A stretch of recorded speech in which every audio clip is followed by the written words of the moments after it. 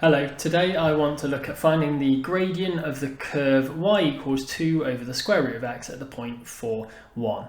Now, whenever we're asked to differentiate or integrate, which we usually are when we've got questions involving gradient, then we should try and express any equation in terms of powers of x. We just want powers of x. I don't want roots.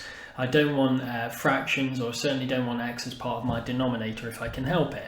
So y equals 2 over the root of x can actually be rewritten as 2x to the minus a half.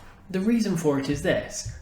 The square root as a power is the power of a half, and bringing it up to the top line, instead of having it as the denominator, turns it negative. So we've got 2x to the power of minus a half. I haven't done anything, I haven't differentiated or anything like that just yet. I've just rewritten the equation of my curve in a format that will lend itself to being differentiated, which is the next step.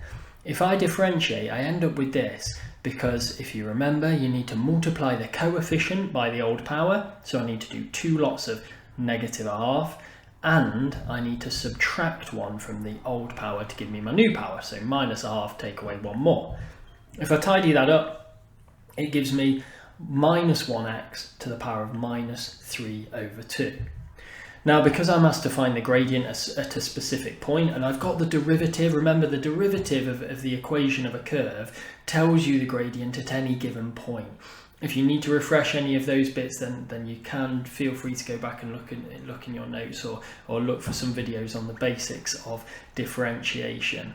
But once we've got our expression for dy by dx, we can substitute the number 4 in, because 4 is the x value. So we end up with minus 1 lot of 4 to the power of 3 over 2. Well, it's negative 3 over 2, sorry.